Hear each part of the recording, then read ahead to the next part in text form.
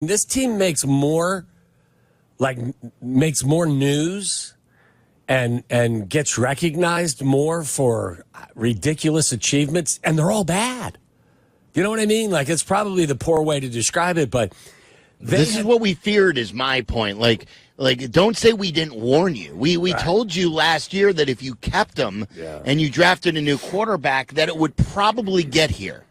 Yeah. But I mean, like, how many, like, the Hail Mary and then the 54-yard run with 4 seconds left on the clock at the end of the first half. Like, I mean, they have some monumental achievements that are all bad. Right, and what's DJ doing? You just heard from two former All-Pro players. Yeah. Chris Long and Robert Gronkowski were All-Pro players. And DJ's been my favorite. He's been my favorite player on this team, and it's just there is something off up there.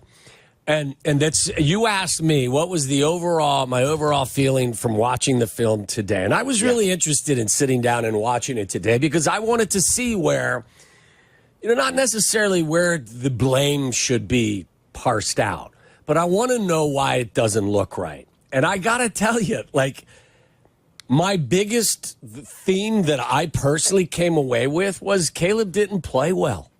Now, look, I thought the pass protection of the line's performance in the first half wasn't great, but it wasn't horrible. I thought in the second half it was a train wreck, and I think a lot of what you saw in terms of their lack of being able to do anything had a lot to do with the offensive line. They're getting overwhelmed. They can't handle the pressure that teams are bringing on them. And that says a lot because that's a very definitive statement because the Cardinals were dead last in third down defense. The Bears were 3 of 14 on third downs. The Cardinals were dead last on pressure. He was pressured more than any quarterback in the National Football League this past week. So this stuff shouldn't be happening. His receivers, Keenan Allen drops a third down ball. Rome dropped a ball on a sideline on a corner route that was, is that a tough catch? Yeah, it's a tough catch, but that's one the ninth pick of the draft has got to make. Right. The quarterback misses DJ on a shallow cross. He's late getting the ball out. He's running into sacks. He's throwing the ball well out of bounds and not giving his guys a chance to make plays. I thought the thing that when Caleb was really good against Carolina and Jacksonville, and the retort may be, well, those are horrible defenses. Well, I'll tell you this. The last two defenses statistically haven't been very good. The Commanders were bottom 5, and this Cardinals defense bottom 5 in a lot of stats. The ball's not coming out quick. He's trying to do too much. He's not processing things. His accuracy is an enormous problem. And don't just take it from me. Take it from the stats. You heard in the clip with Chris Long and others that their 3 receivers are in the top 10, and how do you define the stat? Off target. Off target. They've been on the receiving end of off target throws. So I'm shocked by his lack of accuracy, to be honest with you. Again, going back to his time at USC and watching him throughout training camp, I have to believe behind closed doors up at Hallis Hall, it's one thing that I don't think they're panicked or they're overly concerned, but they have to be scratching their heads and asking themselves, why in the world is our downfield passing game, why is he so inaccurate so often? Well, it's the biggest disappointment for me regarding the last 2 games is I looked at those upcoming 2 games, and I read a stat before that during the bye where a lot of people were ripping what the Bears had just accomplished in London, and then on the heels of playing Carolina and on the heels of playing the Rams, saying, well, look who they're playing. And the one stat was, hey, positive news, Bears fans, it doesn't get much tougher as far as a pass defense is concerned with your next 2 games. So I really thought with a week off, with a positive mojo going, it was a chance for the offense to build on something more, that this was the jumping off point for the good. Yeah. Not something where they would take this massive step back. No, that's why I'm like, I was shocked at what happened a week ago and against Washington offensively, and I'm even more shocked now. Yeah, and look, I mean, I can give you a handful of examples where, okay, here I would take the check down. Over here, he just completely ignores throwing, a second-level throw to a wide receiver that's completely open. Is he not looking at it? What are you seeing? I see a guy that just isn't seeing the field.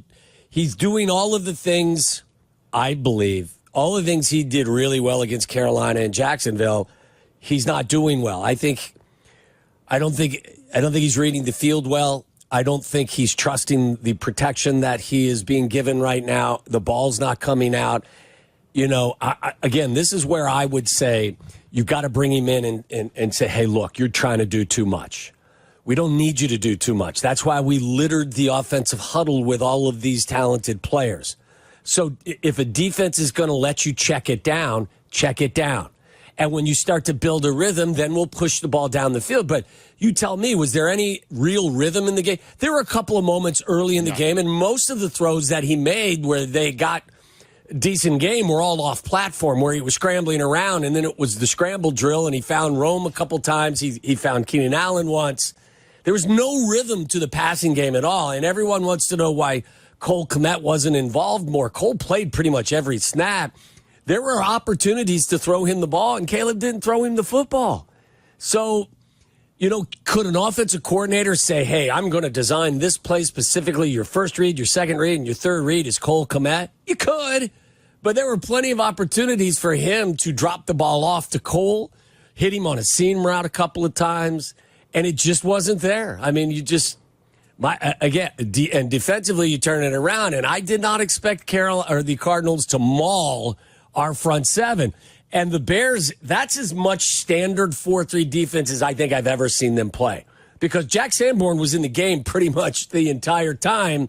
Usually Jack's not on the field. It's Gordon. Yeah. So they kept a standard defense on the field more than I've seen them keep a standard defense on the field in forever. And that Cardinal running game just gutted them to the tune of, 213 yards, and they averaged 6.3 yards per carry. And I thought in the second half, it felt like the entire team was demoralized by what happened on the final play or the final run.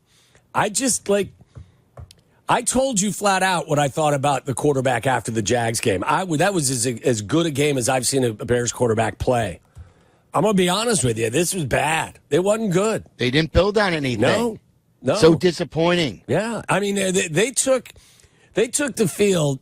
And after 3+ hours of work against a Cardinal defense that was bottom 5 in a number of categories, they racked up 241 total yards and 9 points.